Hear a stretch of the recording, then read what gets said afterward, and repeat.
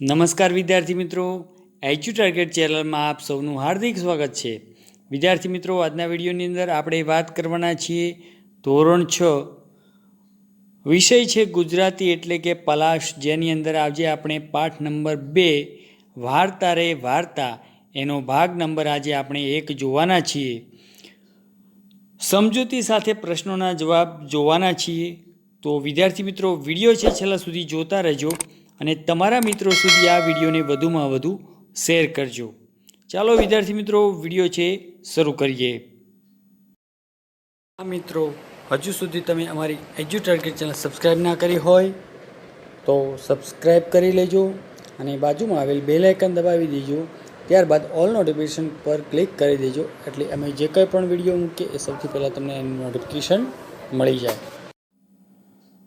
તો વિદ્યાર્થી મિત્રો, અહીંથી આપણે પાઠની શરૂઆત કરીએ છીએ. પાઠ નંબર 2, જેનું નામ છે વાર્તા રે વાર્તા. હવે આ વાર્તા બનાવવાના એક પ્રયોગ હેઠળ તૈયાર થયેલ આ વાર્તામાં એક હાથી પોતાના ઉન્માદમાં આંબાની ડાળ પરના કાગડીના ઈંડા ફોડી નાખે છે અને એ પછી કાગડી પક્ષીઓના રાજા ગરુડ આગળ ફરિયાદ નોંધાવે છે. પક્ષી સેના હાથી પર આક્રમણ કરીને તેની શાન ઠેકાણે લાવે છે. અંતે હાથીને તેની ધર્મની બહેન કબૂતરી જણાવે છે કે સાચા દિલથી પસ્તાવો કરનારને માફી મળે છે. તો આવી કંઈક અહીંયા વાર્તા આપેલી છે, જે આપણે સંપૂર્ણ વાર્તા સમજીએ અને સાંભળીએ. તો બાળકો બોલી ઉઠ્યા કે વાર્તા રે વાર્તા. કરુણાશંકર ગુરુજીએ કહ્યું, તો ચાલો આજે આપણે એક નવી વાર્તા કરીએ. હું વાર્તા શરૂ કરીશ અને પછી વચ્ચેથી છોડી દઈશ. જ્યાંથી છોડી દઈશ ત્યાંથી તમારે એ વાર્તા આગળ ચલાવવાની છે. ગુરુજીએ વાર્તા માંડી, એટલે કે ગુરુજીએ વાર્તા કહેવાની શરૂઆત કરી. એક હતો હાથી, મસ્ત અને જબરજસ્ત. ગાઢ જંગલમાં એ રહેતો. ઉનાળાનો બપોર હતો. હાથી તાપથી સિયાવિયા થઈ ગયો. આંખો બંધ કરી એણે છાયાની ઠંડક માણી. ઘડી બે ઘડી પછી એને ટાઢક વળી. આંખ ઉગાડીને એણે જોયું તો આંબા પર લૂંબે ને ઝૂંબે કેરીઓ લચી રહી છે. હર્ષદે વાત ઉપાડી લીધી. હાથીએ હળવેક રહીને સૂંઢ ઊંચી કરી. ડાળીએથી કેરીઓ તોડતો જાય અને મોંમાં મૂકતો જાય. અને કેરી પણ કેવી રસદાર અને કસદાર, ખટ મધુરી અને મોંમાંથી પાણી છૂટે તેવી. હાથીની તરસ છીપી અને એણે કોઠે ટાઢક વળી. હાથી ખુશખુશાલ થઈ ગયો. માથું હલાવતો, કાયા ડોલાવતો, સૂંઢ ઉછાળતો ગેલમાં આવી ગયો. સડાક કરતી સૂંઢ ઊંચકી એણે એક ડાળીને પકડમાં લીધી અને કડરડર કરતી ડાળી તૂટી પડી. કરુણાશંકરે વાત સાંધી આપી, એટલે કે હવે કરુણાશંકર વાત આગળ વધારે છે. ડાળી ઉપર કાગડીનો માળો હતો. માળામાં 3 ઈંડા હતા. ભોંય પર પટકાઈને ઈંડાના ફોદા નીકળી ગયા. ત્યાં તો ઘટાના ઊંડાણમાંથી એક કંપતો અવાજ આવ્યો, હાથી ભૈયા, તે આ શું કરી નાખ્યું? કલ્યાણીએ વાર્તા આગળ વધારી. એટલે હવે કલ્યાણીએ આગળ વાર્તા વધારી. કાગડીએ કકળાટ મચાવી મૂક્યો. ચારે દિશામાં ક્રાઉ ક્રાઉ ક્રાઉ કરતા કાગડા એકઠા થઈ ગયા અને હવામાં સૂંઢ વીંચતો, ગર્જના કરતો હાથી ઠંડે કલેજે ચાલતો થયો. કમલે તાંતણો મેળવ્યો. એટલે હવે કમલે વાત આગળ વધારી કે કાગડીએ નાતના પંચને ફરિયાદ કરી.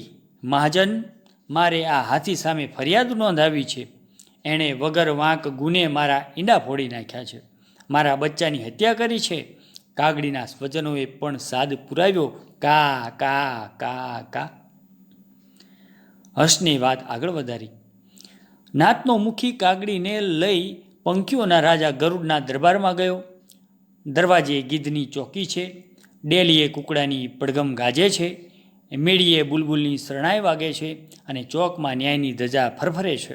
રાજા ગરુડ સભા ભરીને બેઠા છે અને પાસે હંસનું પ્રધાનમંડળ બિરાજ્યું છે. હસીના હવે આગળ વાર્તા વધારે છે. એટલે હસીના કહે છે કે પ્રધાનમંડળે કાગડીની ફરિયાદ સાંભળી ચુકાદો જાહેર કર્યો કે ગુનેગાર હાથીને દેશવટો આપવામાં આવે. બાદ સેનાપતિ આ સજાનો તરત જ અમલ કરે. એટલે ધનજીએ આગળ વાર્તા વધારી કે સેનાપતિએ બાજ સૈનિકોની ટુકડી સજ્જ કરી, હાથીની શોધ આરંભાઈ, હવાઈ તપાસ શરૂ થઈ અને સરોવરને માથે આવીને હવાઈ ટુકડી થંભી. સરોવરમાં પાણી હિલોળા લઈ રહ્યા છે. ચોપાસ વનરાઈ વિસ્તરી છે. ઝાડના ઝુંડમાં પક્ષીઓ કલગાન કરે છે. મોર ગહેકે છે, કોયલ ટહુકે છે, કબૂતર ઘૂઘવે છે અને હોલો ઘૂઘું કરે છે અને કમળવનનો મીઠો પવન હૈયામાં હર્ષ ભરે છે. કપિલે આગળ વાર્તા વધારે છે. કપિલ કહે છે કે સરોવરના છાતીપુર પાણીમાં હાથી ઊભો છે. સૂંઢમાંથી પાણીના ફુવારા ઉડાડીને સ્નાન કરે છે. ઘડીકમાં કમળવનમાં ધમસાણ મચાવે છે. ઘડીકમાં સૂંઢ ઊંચી કરી ઘેરા નાદે આનંદનો ચિત્કાર કરે છે. કાગડી બોલી ઉઠી છે કે મારા ઈંડાનો નાશ કરનારો આજ દુષ્ટ હાથી. બીજા સાક્ષીઓ પણ સૂર પુરાવે છે, કા કા કા. હવે મકન કહે છે, અને બાજ સરદાર હવામાંથી તીર વેગે હાથી પર ધસે છે. એની પીઠ પર તીણી ચાંચનો જોરદાર ઘા મારે છે. હાથીના રંગમાં ભંગ પડે છે. એ છળી ઉઠે છે. ત્યાં તો બાજ ટુકડી એના પર ચારે બાજુથી હલ્લો કરે છે. ધમપછાડા કરતો હાથી પાણીમાંથી બહાર નીકળે છે અને ઊંચી સૂંઢે અને ઊભી પૂંછડીએ નાસવા માંડે છે. બાજ સેના પીછો પકડે છે. હવે રતન કહે છે કે સામે માર્ગ ખુલ્લો છે, પાછળ બાજ સેનાનો હલ્લો છે. હાથીને કશો સહારો નથી, બચવાનો એકે આરો નથી. દોડ્યો જાય છે, હાંફળો ફાંફળો દોડ્યો જાય છે. હિંમત એકઠી કરીને દોડ્યો જાય છે અને પાછળ દે માર કરતી બાજ સેના આવી રહી છે. હવે લાલજી કહે છે કે લીલુડા વનની હદ પૂરી થાય છે. સામે ડુંગરની આડી દિવાલ ખડી છે. ડુંગરની પેલે બાજુ વેરાન છે. ડુંગરની સાંકડી ઘાટીમાંથી હાથી બહાર નીકળી જાય છે અને આમ હાથી હદપાર થાય છે. કરુણાશંકર કહે છે, હાથી ભૈયા, તને આ શું સૂચ્યું? રોજ સવાર સાંજ પહેલાં આંબાની ઘેરી ઘટામાંથી એ દર્દ ભર્યો અવાજ આવતો હતો. એ અવાજ ધોળી કબૂતરીનો હતો. હાથીની એ ધર્મની બહેન હતી. ભૈયા એ કરેલા અપરાધથી એ ગમગીન હતી. એની હદપારથી એ બેચેન બની હતી. એ ઘર ઘડી મૂંગું કલ્પાત કરતી હતી. દિવસો પર દિવસો વીતતા હતા. શું કરવું એને સૂઝતું ન હતું. હવે નરીમાન કહે છે કે એને એકાએક વિચાર આવ્યો. સવારનું પહેલું કિરણ ફૂટતા જ એ ઉડી નીકળી. વન વટાવ્યું, ડુંગરની દિવાલ ઓળંગી પોતાના હાથી ભૈયાની શોધમાં એ નીકળી પડી. હવે ખુરશીદ કહે છે કે આકાશમાં ભાગ્યે જ કોઈ ભૂલ્યું ભટક્યું પક્ષી નજરે પડે છે.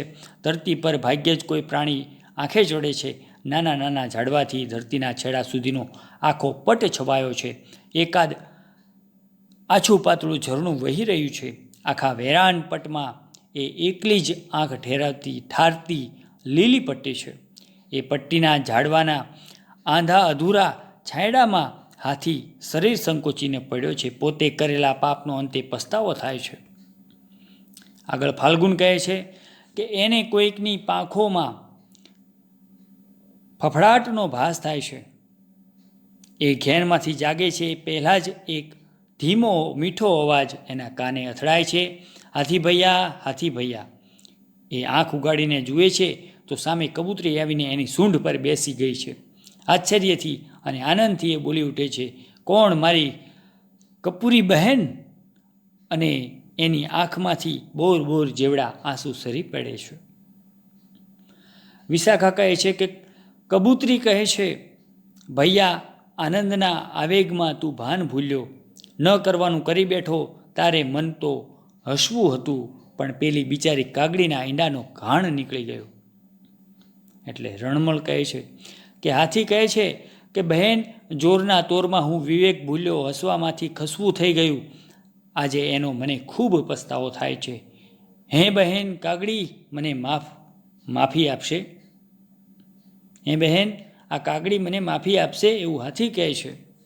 એટલે રાગીણી બોલે છે. રાગીણી કહે છે કે કબૂતરી કહે છે કે તારા પાપનો તને પસ્તાવો થયો છે. એ પસ્તાવામાં તારું અભિમાન ઓગળી ગયું છે. તું કાગડીની માફી માંગવા તૈયાર થયો છે. મારા મનમાં એક વિચાર આવે છે. હું પક્ષીઓના રાજા ગરુડ પાસે જાઉં અને તારે માટે દયાની યાચના કરું. સાચા દિલનો પસ્તાવો કરનારને માફી મળે જ છે. એટલે ધીરજ કહે છે, અને કબૂતરી ઉડીને સીધી રાજા ગરુડ પાસે પહોંચી ગઈ. ગરુડે કબૂતરીની વાત સાંભળી એણે હાથીની હદપારની સજા માફ કરી. કરુણાશંકર કહે છે કે હવે હાથી પોતાના વનમાં પાછો ફરે છે. એના માથા પર ધોળી કબૂતરી બેઠી છે. હર્ષના ગીત ગાતી કબૂતરી એને પેલા આંબાની વાટે દોરે છે. ધીમી ગતિએ એ આંબા નીચે આવીને ઊભો રહે છે. એ ધીમેથી સૂંઢ ઊંચકે છે અને લાંબો ચિત્કાર કરે છે. એ ચિત્કારથી આંબાની કુંજો ગૂંચી ઉઠે છે. ઝાડના ઝુંડમાં આ ગર્જના પડઘા પડે છે અને મીઠા અવાજે ગાતી કોયલ હાથીને માથે આવીને બેસે છે. અહીં આ સંપૂર્ણ સરસ મજાની વાર્તા આપણે જોઈ. હવે અહીં કેટલાક શબ્દાર્થ આપ્યા છે એના વિશે ચર્ચા કરીએ તો સિયાવિયા એટલે કે ગભરાયેલું, બાવરું બનેલું, અને ઘડી બે ઘડી એટલે જરાવાર, થોડો વખત. ફોદો એટલે કે લોચો, અહીં ઈંડાનો લોચો નીકળી ગયો એમ. કકળાટ એટલે કે કજિયો, રડા રોળ, કલ્પાંત.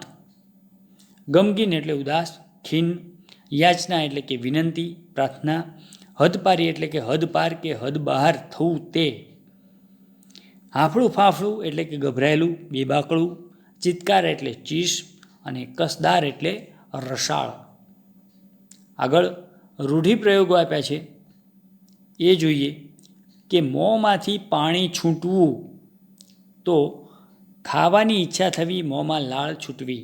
આપણે કોઈક પણ આપણને જે ગમતું હોય એ આપણને સામે જોવા મળીએ ત્યારે મોંમાંથી લાળ પડે છે, એ આ મોંમાંથી પાણી છૂટવું એવી વાત છે. એટલે કે ખાવાની ઈચ્છા થવી, એટલે આપણે બહુ ખાવાની ઈચ્છા થાય તો આપણા મોંમાંથી લાળ છૂટે છે, એટલે કે પાણી નીકળે છે. ચલો આગળ, કે ઘાણ નીકળી જવો એટલે કે ભયંકર સંહાર થવો, પાયમાલી થઈ જવી. હસવામાંથી ખસવું થવું તો મજાક કરવા જતાં ખરાબ પરિણામ આવવું. અભિમાન ઓગળી જવું તો ગર્વ જતો રહેવો. ગેલમાં આવી જવું તો આનંદમાં આવી જવું. ચલો તો વિદ્યાર્થી મિત્રો આગળ આપણે એક શબ્દ સમૂહ એક આપેલો છે એ પણ જોઈ લઈએ સાથે સાથે, કે ઢોલ જેવું વાદ્ય તો એને શું કહેવાય? પડઘમ. ખાસ યાદ રાખીશું, ઢોલ જેવું વાદ્ય તો પડઘમ. પરીક્ષામાં પૂછાવા જેવું છે એટલે યાદ રાખી લેજો. હવે આપણે આગળનો જે ભાગ છે, આગળની જે આપણી પ્રવૃત્તિઓ છે એ બધી નવા વિડીયોની અંદર જોઈશું. તો વિદ્યાર્થી મિત્રો આ વિડીયો છે તમારા મિત્રો સુધી વધુમાં વધુ શેર કરજો અને લાઈક કરવાનું ભૂલતા નહીં. ચાલો વિદ્યાર્થી મિત્રો, નવા વિડીયોને વિષય સાથે ફરી મળીશું. ત્યાં સુધી આવજો.